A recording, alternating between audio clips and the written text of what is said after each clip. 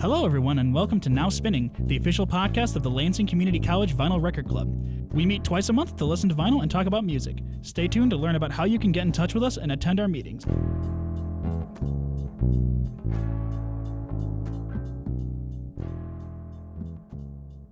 Hello, everybody. Welcome back to another wonderful episode of the Now Spinning podcast. I'm Simon Medina, and in the room with me today I have Jacob Zokvik. And Iris Marisi. Welcome back. It's been a little bit since you've been on one of these. It has. It took me a while to get back from the jungle that you left me in. Oh, man. And, I faced a lot of trials and tribulations to get here, but I'm happy to be here now. And we'll just have to try better next time. Today's topic, we have something that I've been thinking about doing for a while now, but I think this is just about as good a time as any to try it out. We're going to be taking a trip back into the depths of memory lane to the first ever recorded, at least on a playlist record club meeting, which was on, September the 22nd of 2022. And we're going to take a look at what was played and compare it to what kind of stuff gets played now and really just see what's changed, what's stayed the same. So we're going to hop right into it. Starting off the meeting, this was my fault. There's the first three songs off of George Harrison's 1970 album, All Things Must Pass. And this was, this was me. I got there a little bit before the meeting started because I think it was because I was told it was starting a half hour earlier than it actually was. So I showed up a half hour early and I just loitered for half an hour. But I played the first three songs off this, which is I'd Have You Anytime, My Sweet Lord, and Wah Wah, which are, I love all three of these songs. I love this album. I think My Sweet Lord probably, in most people's top 5 of George Harrison songs, a classic, a well-liked song. I'd put that in my top 5. I think this whole album, honestly, it's a whole double album worth of stuff. And it's really, I think I've said it at least one time before, but I think this album is really just George Harrison making a big point of telling everybody else in the Beatles how much that they ignored him because he has a whole double album worth of really incredible music that he was just holding on to for all these years, and he's just dropped it all at one time out of spite. Mm-hmm. And could you imagine just sitting there in the studio watching the Lennon-McCartney machine chug along? Excuse me, guys. I've got one here. My friend Eric helped me write this. And it would be intimidating. I do get it. Uh-huh. Yeah, but especially as the later years went on, and as like George Harrison became a songwriter that's just as good as Lennon and McCartney, and he's still being treated like he's a little kid. And you get 2 songs on the album if you're lucky. Rough. So this was really just his big triumphant statement. Like, you guys were missing out. I could have been doing this the whole time, and he did. Inspirational. Yeah, nice, nailed it. Beautiful album. So after that, somebody played "Come Dancing" by the Kinks. I'm not sure who played this. I think it was Tyler. Okay, yeah, it's a really good one. This is one of my favorite Kinks songs. So the Kinks are like really huge in the development of like heavier rock sounds. Mm-hmm. Back in the 60s, You Really Got Me, Lola, those kind of songs really chugged hard for what was happening at the time. Right. Had a lot of energy to them. And this song is not like that. This is just like a really nice, good sounding song. It's very nostalgic. And I think it can easily get missed when people are kind of focusing on what the Kinks were all about. But I highly recommend it. It's definitely one of my favorites. It'll get stuck in your head very quickly. Listen to this at your own peril. Oh yeah.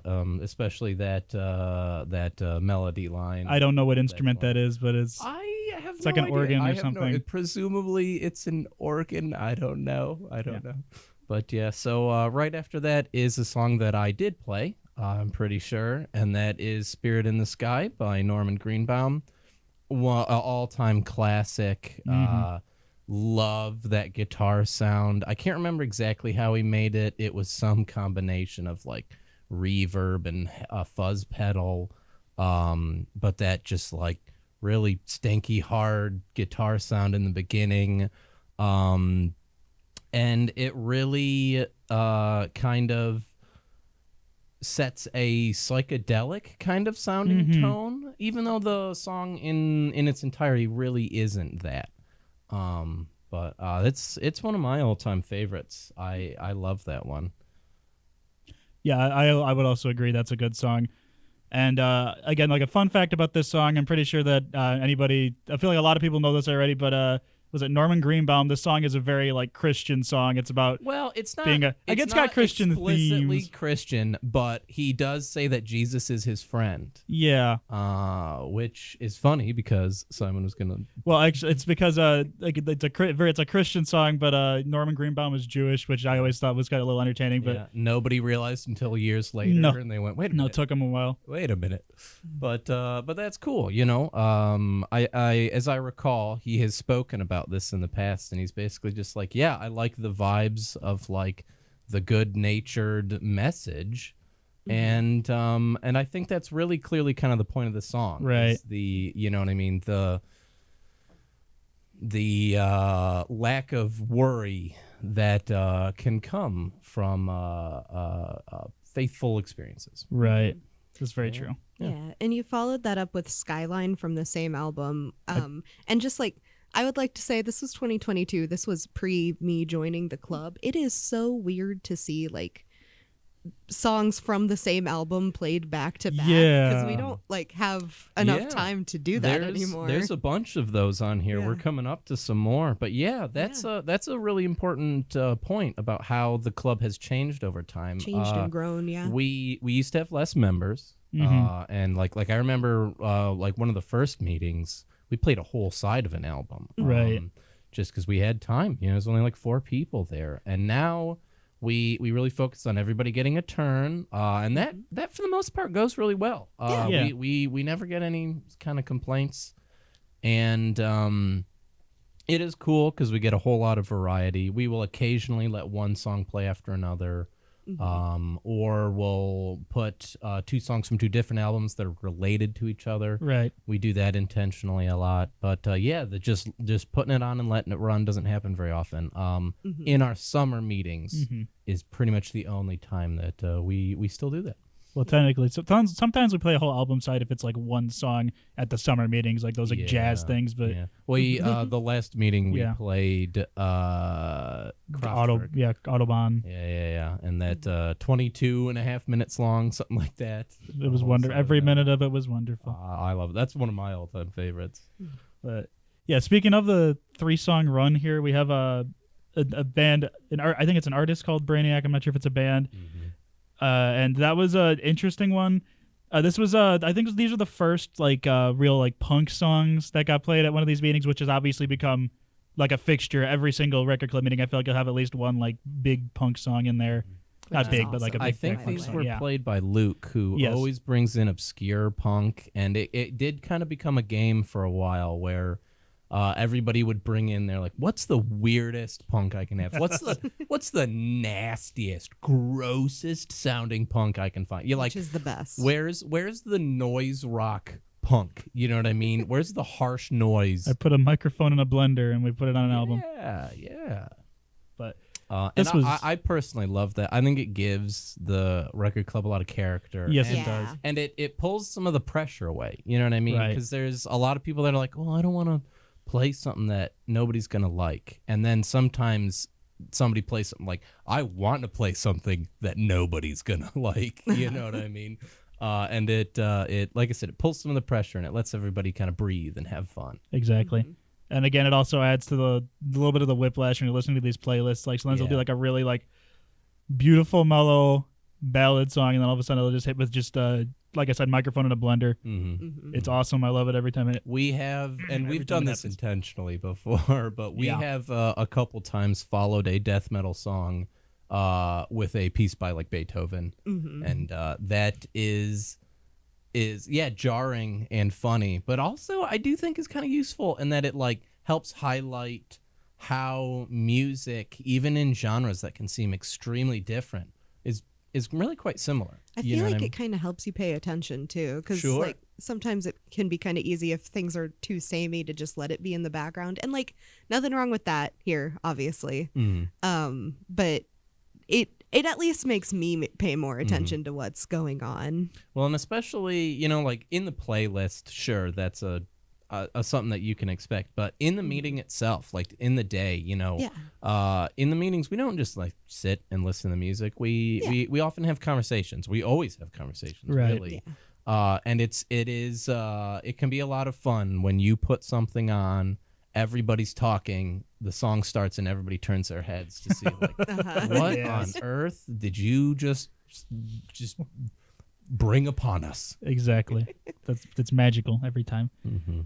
But passing through that, we have another song that's, again, this became a trend. It's The People Who Grinned Themselves to Death by the House Martins, and that's I believe it's an English jangle pop group, and this was Steve brought this one, I remember, and he's brought in a lot of songs from this genre, and I have not heard a single one where I think, oh, that's bad. It's always wonderful. Well, it's all that like kind of late 80s punk inspired alternative stuff where it's like a lot of it's really fun. It's not super serious, and it's a good vibe. You know what I mean? I think of like he's brought in the Buzzcocks before and stuff like that, where it's just like, this is just fun. Just having a good time. I'm having a good time. I love that. Good song. I'd have to go back and check this album out. I've like every time sometimes I go back through these when I'm bored and I just see, like, I'll listen to them and I'll find like a song that I completely like burned out of my memory, and I hear it, I'm like, holy crap, this is beautiful. Or like I'm listening to an album like without any relation to this, and I'll see, I added a song to a playlist already, and I look and it said that like somebody played this at a record club meeting a year ago. And I've done that before, where it'll be in either my Shazammed songs or my liked songs playlists, where I'll be like, oh, this is great. I wonder where I pulled this from, and then I'll search it, and it's already in another playlist. It's always record club, and it's usually record club, right?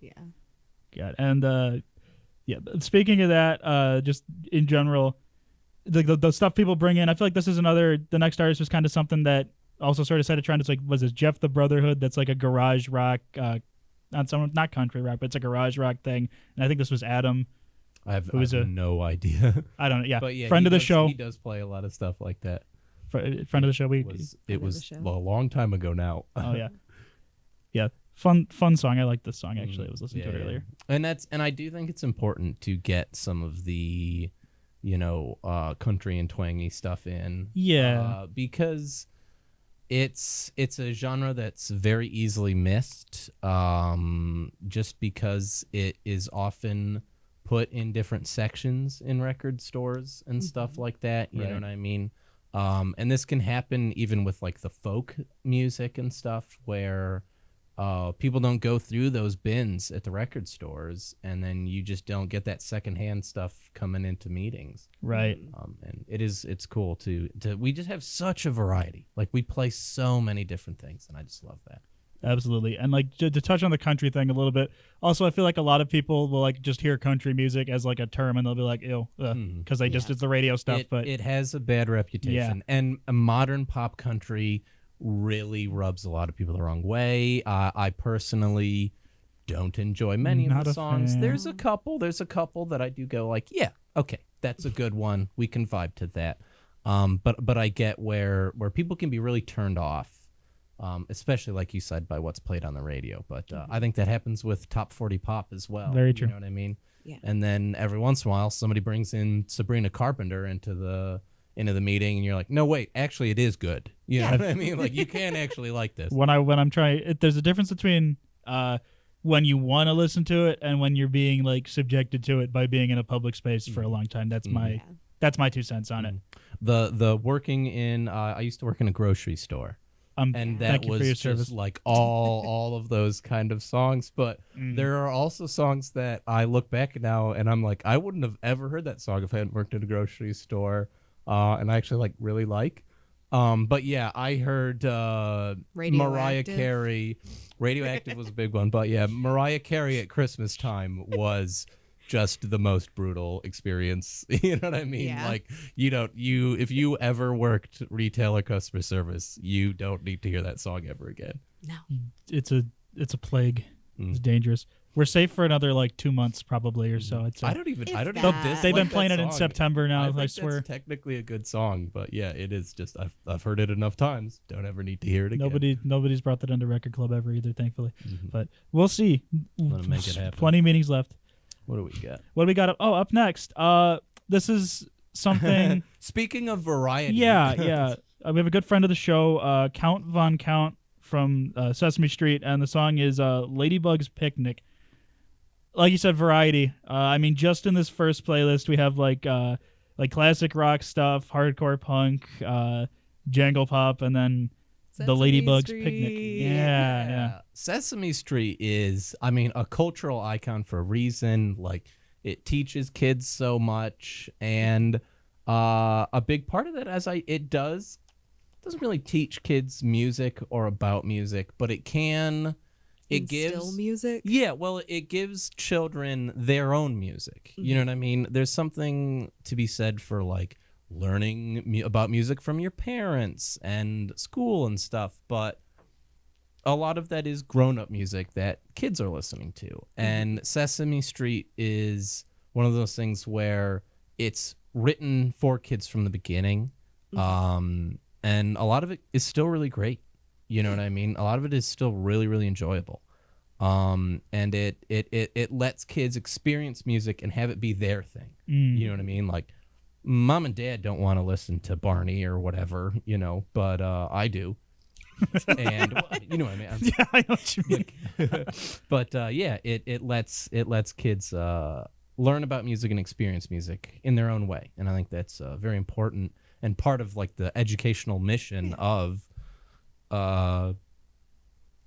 Right. things like Sesame Street. Yeah, I think Support PBS. Yeah. Shout out PBS. Yeah. I do think that there is something to be said about like music made for kids in a, for lack of a better word, intelligent way. Yeah. Sure. Not like a cash grab kind of way. Yeah. I don't know. I'm blanking a little bit, but When it's like unironic and you're Yeah. like, I'm making good songs for children. And it's Yeah. not like you said, just this kids will like the sound of this, they'll buy this crap, you know what I Yeah. mean? And it's like, nah, you make something good. yeah. Exactly. Yeah. Good one. Rolling along here. Ooh, I'll talk about this one. Yes, you will. I believe that I don't remember this meeting. My father may have. Yeah, come yeah, to? he was there because you hurt your arm at This some. is when I broke my collarbone and I yeah. couldn't drive. Yeah. And my father very kindly drove me to a meeting, and it was cool. He got to play some stuff, and he played Saturday Night by the Bay City Rollers, which is Bay City Rollers are a like pop band from the UK from the 60s, and Bay City, we're all some Michigan people here, should recognize that name. They literally chose that name by throwing a dart into a map of the United States because their label said, you need an American sounding name. So a lot of my mother's family actually grew up in the Bay City area. And so I've known about this song my entire life. It's all-time classic. Apparently, back in the day, back in Bay City, the Bay City Rollers were predictably very well liked. That makes sense. And this song is just like classic kind of bubblegum pop-ish inspired. Just a good vibe. It's a lot of fun. It really kind of gets you in the mood to go out and do something too, And Throwing darts at a map is hilarious. Yeah.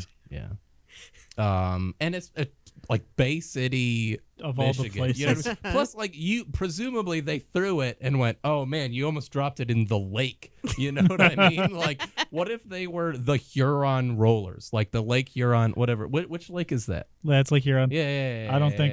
Right. Don't think that would stick as much as Bay City did. I don't know. Bay City's a good Saginaw, the Saginaw Rollers. The Coquitlam Rollers. You know what I mean? No. It's not happening. I think it had to have city in it to Yeah, sound right. You're right. It gives it a metropolitan vibe. Yeah, Exactly. sophisticated almost, but still As kind of sophisticated as Bay with City the people. So that's one of my that song's one of my all-time favorites, and fun that of all people, my dad got to contribute to the history of the record club. Thank you to Jacob's dad. Yeah, Yep. yeah, friend of the show, Friend of the show, real friend of the show. actual friend of the show, Family of the show. He has listened to episodes, I believe. Oh, that's Hi, wonderful. Jacob's dad. How's it going? Speaking of nonsense fun songs, I'm not saying the Bay City Rollers are nonsense. I wouldn't mean that, but we have Monkberry Moon Delight off the album Ram by Paul and Linda McCartney, and this song is just complete. I mean, Paul McCartney. Let me start by saying that he's not a particularly like gifted lyricist compared to being a melody writer. He's a really great melody writer, but lyrics he's like not the best.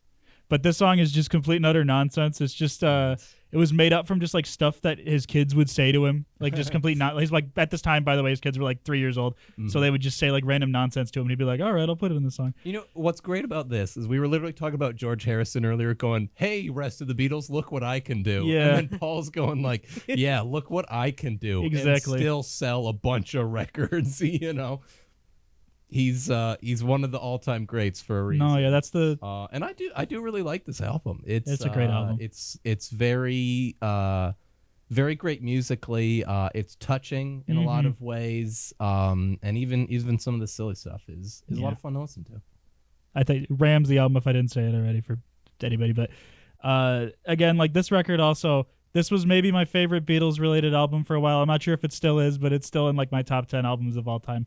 I haven't brought it in a hot minute, but I might bring it again sometime. Paul's on tour, by the way, and he actually went to Columbus, which is near to here almost. It's only like a whole state away, but I forgot to get in the queue for tickets until like 20 minutes late, and I got in there like 1,800th place. So the cheapest ticket was like $850. Oh, no. So that's okay. I didn't want to see Paul McCartney anyway. It's okay. Thank you, Ticketmaster. Jeez. Not a friend of the enemy of the show. Enemy of the Enemy of the Okay, show. hold on. Don't call out specific brands. And I'm sorry. and Can we, don't tell anybody I said that. It was a lot to think about. Yeah. Anyway, moving on. On the other side of the coin here from the Beatles, we have a Beach Boys song, which has been, very important staple of the show. Mhm. I don't think we've had a single episode that hasn't had at least one Beach Boys song in it. Yeah. And this is Yeah. all summer Mark long. your bingo cards. I don't have one on me. We'll get and those out. I do love the Beach Boys. I do like this song. Kind of funny that it was played literally the last day of the summer. Yeah. That's a really good one. That's the time for it. But yeah. It's a fun little song. They got the marimba intro, I like, or xylophone, whatever it is, some kind of mallet instrument. You gotta get those xylophone and marimbas in. I rock should. music. It's classic. Like Underutilized. Rolling Stones does it. Tom Waits does it.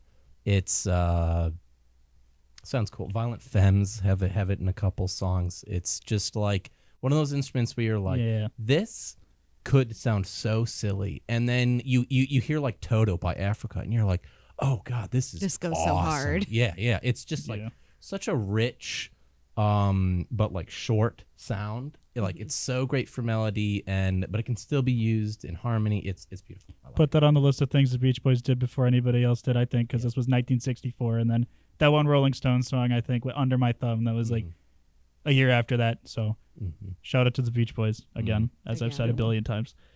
But another fixture of the record club coming up. I'm going to stop saying other side of a coin, but this is a little bit emotionally different vibe. We have Disorder by Joy Division off the album Unknown Pleasures. And this one, again, like Joy Division, New Order, they're all over these playlists. There's a lot of big Joy Division, New Order fans. I'm included in that. They're awesome band. Before the record club ever began, I was writing for The Lookout, and I had to interview Steve. It was the first time I ever spoke to Steve, the president of LCC, Steve. And somehow we got on music and talking about Joy Division. And I remember thinking like, oh, hey, this guy's cool. You hear president of a community college and you could very easily go like, oh, geez, okay. But it was a very like eye-opening moment for me. Like, oh, no, this guy's awesome. Like he likes Joy Division. He's great in my book. And now a good friend of mine. And yeah, I love how much Joy Division gets played at meetings. all kinds of stuff, some of the unreleased stuff that I had never bothered to like really go and find before. You know, I was a Joy Division fan, but not a super fan. And yeah, I really like how much it gets brought in, and I love this song. It's a great song. It's wonderful. Yeah, I don't have anything else to add to that. That was perfect. Thanks, Steve, friend of the show. We'll have him on one of these days. All right. And to close this meeting out, we have War Pigs by Black Sabbath. I think this song might be one of the most played songs at Record Club, because I know that it's happened a couple other times. Yeah. Specifically, this album and Paranoid get played a lot at Record Club, and it's great. We love Black Sabbath. Obviously, a lot of people in the club really like metal and hard rock and stuff, and this is just more of the classics, like one of the all times, and love that we've played this from the beginning, and we still hear a lot of stuff. We still hear a lot of stuff just like it at meetings now, and. Yeah, I was just checking the list of when it's been played. It looks like it's played at like at least 2 other meetings. So that's this album especially. I think it was the Halloween meeting, 2023. I think this got played. Not this. I don't think it was this song, but it got 2 different songs by 2 different people got played at that meeting off of the Paranoid album. Nice. So again, it's a very very classic album. I guarantee you we'll hear it again at some point. Yeah. But. And I think that wraps up the whole playlist for today. It was a little bit shorter than our meetings are now, but a lot of good music did get in though. I was happy about that. Yeah, we've kept some things the same over time, and we've changed some things. Yeah, and it's all great. Love it. Come to our meetings. You will enjoy them. No, absolutely. It's really interesting to see how things have changed, though. Yeah, it. Like I said, like a lot of stuff changed, but like again, you look through this, you see how much stuff stayed the same, and you're like, okay. And that's great. That's how life is. Yeah. It's beautiful. But if you're interested at all in coming to any of our meetings and seeing for yourself or hearing for yourself how much it's changed and how much it stayed the same, you can check out our website at which will be linked with the show. Goodness. And there you'll find any of our past playlists, all of our meeting themes, upcoming meeting dates, any past podcasts we made, and anything else you'd ever really need to know about the club. It's a very great group of people, very inclusive, welcoming. Like you could tell, there's a very large variety of music to be played there. Nobody will judge you if you bring in whatever you want. Absolutely, we're open to anybody, any kind of music. Even if you've never collected anything at all, or if you've been collecting for your entire life, it's anybody's welcome, whether how much music knowledge you have. It's just the only thing required is you have to be interested in hearing something you haven't before. Yeah. So. Thank you all for listening in, and we hope to see you next time. Bye-bye. Love you. Love you. Bye-bye. Bye.